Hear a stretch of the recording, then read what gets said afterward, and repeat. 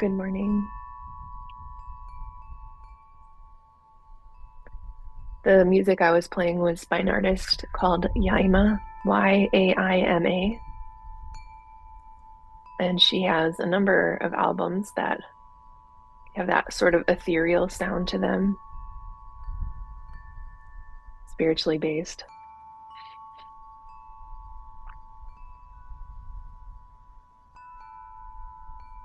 And before we jump into our insight practice this morning, just a couple of notes. Not tomorrow, but the following Friday, I am hosting a meditation at my house, my farm. So you are welcome to come. If you've already RSVP'd, thank you. If not, just make sure you fill out the form online so that I can shoot you the address early next week. I'll have food, I'll have drinks and everything like that. It's kind of like potlucky. If you want to bring something, you can. You don't have to. In terms of food, I have quite a few camp chairs, but if you happen to have one, that would be helpful. I'm thinking we'll do some food, some meditating, and then just have like a community campfire, so we can all see each other in person. So that's next Friday. So that's that. Coming up in October, on October 29th, I'm hosting through Helium, where I teach yoga, not at Helium, but at Mother Lion. I have the space booked for a Samhain celebration slash meditation slash more food. And I have a guest coming. Her name is Christina. She is a shaman, spiritual healer, tarot card reader, tea leaf reader at Illumination Oracle in Milwaukee. So if you haven't heard of Illumination Oracle, she teaches sometimes with Sarah at Helium. Again, more on the shaman spiritual side of things. So we're doing a collab on October 29th or whatever that Wednesday is. You can sign up for that one on the Helium Mind Body website. It hasn't been advertised yet to the Helium community, so you're kind of getting first dibs here. I think we already have one person signed up, and it's limited to 12. So if you're interested in that one, I'd recommend you sign up before adverts start going out, since I think that'll be a hot ticket. And then that one, if you've not been to Mother Lion, we also have sauna, hot tub, and just time for space. So what I'll be doing is leading a meditation. Christina will be doing about a 45-minute talk on the history of tarot, how to pull your own cards and read tarot on your own. And then given the time of year, Samhain is the time where the veil between the physical world and the spiritual world is said to be at its thinnest. So she'll also be doing a little ancestral connection to any of those who may have come before us. And yeah, it should be a really cool night. One last thing. I in my newsletter, I so if you've been practicing with us since the beginning, this the infancy of this community, this container of practice, um, was really based around the Satipatthana Sutta and my desire to share some of the ancient teachings that brought me closer to my meditation practice. We then have gone on to study the Four Noble Truths, the Eightfold Path, and we've kind of been doing they're not random. Hopefully, they've still been beneficial mindfulness and insight practices. But I think starting in mm, maybe we'll do this. So September, we're kicking off relational Dharma, and starting with RAIN partner practice and insight dialogue. So I'm going to be offering those 2 Wednesdays a month starting in September. Really hope you can join with those. Insight dialogue. Um, well, we'll get to that. It was when I first started Insight Dialogue. I'm not promising this will be your experience, but I bawled. Like I was just like when I was learning the technique and I was practicing with a group in Shanghai or rather Hong Kong. I mean, we'll talk more about it. It was incredible. So that's in September. What I would love to do is read this book together if you're open to it. It's called Breathing Mindfulness by Sarah Shaw. Um, I went to a talk given by Sarah yesterday through Tricycle Magazine. Tricycle Magazine is the Buddhist Review. So it was hosted by um, Tom Shaheen and Sarah Shaw. And I mean, the what I got out of that talk was just like it was so incredible. So anyway, I've had her book on my shelf for quite some time, and I don't know, I'd love to read this together. I'm gonna read it anyways. Maybe I'll shoot for October, and then maybe we could do like another chat, maybe a dedicated chat in October on one of our Wednesdays. So this is Discovering the Riches and Heart at the Heart of the Buddhist Path. So it's a little history if you like history. I do. Um, and then it's all about the breath meditation. So, anyways, one of the things that I got out of the talk yesterday, um, which was really interesting, I promise we'll practice in just a second, was the history of Buddhist practice. We've talked about this before. What we do together in community, in this container at least, is balance out shamatha and vipassana. Shamatha being that mindfulness practice that helps us gather our awareness into what's actually happening. And then in vipassana, insight practice kind of brings it right back out and into this expansive experience. And what um, what was being shared yesterday in this talk was the sometimes Western tendency to focus too much on Vipassana practice or to highlight Vipassana practice as more important than shamatha types of practice. And what she was sharing is that really has roots in colonization. Um, so if you think about the path of the Buddha and the spread of Buddhism, the Buddha was born in northern India, modern day Nepal, in the Himalayas. Went and left his village and his palace, started to spread Buddhism around all of India, and after the Buddha's passing, it continued to spread into Burma, Myanmar.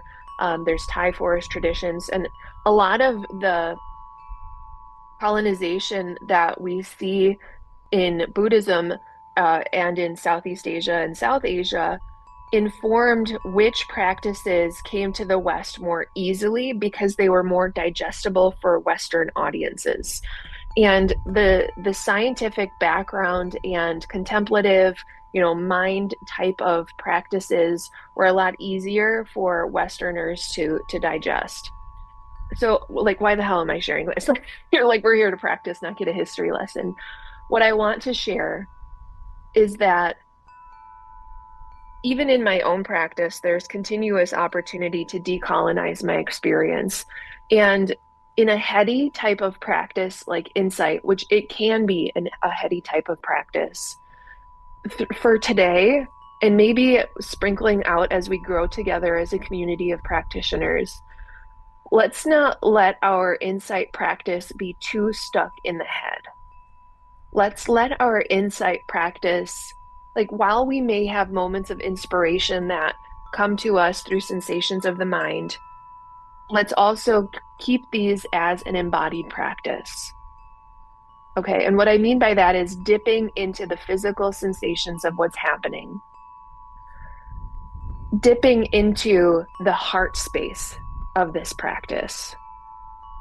If we think about the koshas, the subtleties of our experience, we go from the gross to the subtle, the obvious to the subtle, the big to the subtle, body, mind, and then heart. So let's try to keep that in mind for what's left of our practice.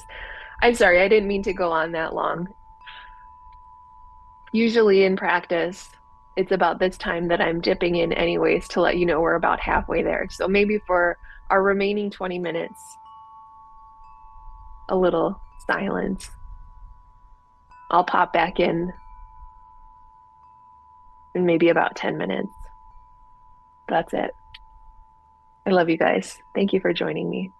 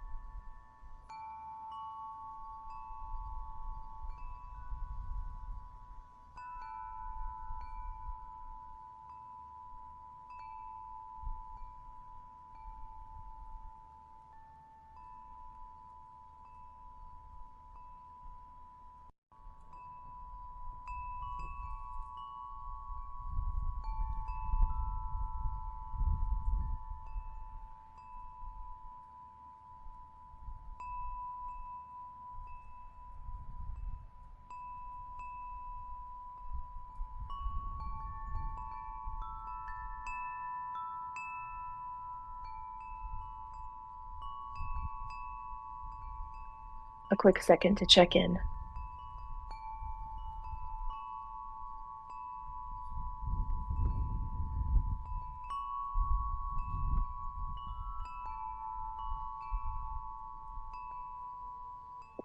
Has the experience been stuck in the head? And if it has been, is that right? Insight practice expands the opportunity, expands the potential for what can be included in consciousness. I had a moment of insight and I had to write it down. One of my teachers recently shared with me, if you're finding that the mind is stuck or hooked on a thought, like I was obsessed with my Target shopping list not too long ago. And he said, just write it down. Like, duh. The insight that I just had is the separation of thoughts and the mind and the brain. Well, the brain is, I'll start with the mind. This is the insight that I had. Mind as a concept is endlessly abundant and free. The brain is the processing center. So it's the organ that allows for this process. Thoughts are really socially constrained. We think that we are in charge of our thoughts, but they are like these appearances or these vrittis that are conditioned by language, by society, by culture, by religion. So we don't need to take thoughts so personally because they really aren't personal. It's mind. Mind is where our insight practice can be abundant and free. Just amusing.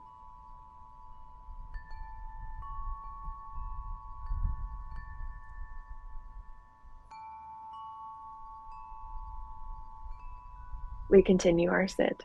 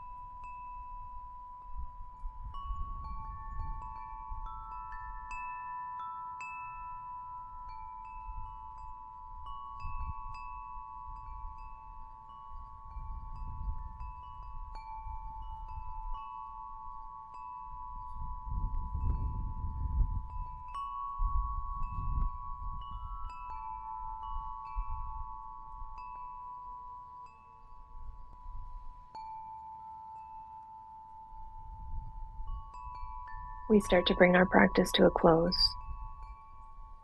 You're welcome to bring hands to heart if that serves you.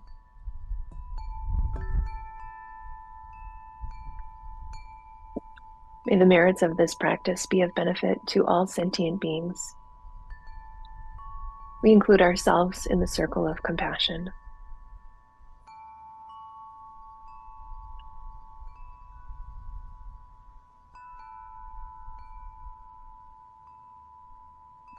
Have a beautiful day. Have a beautiful weekend. If you have questions about anything I shared, feel free to DM me on WhatsApp or shoot me a text. Thanks all.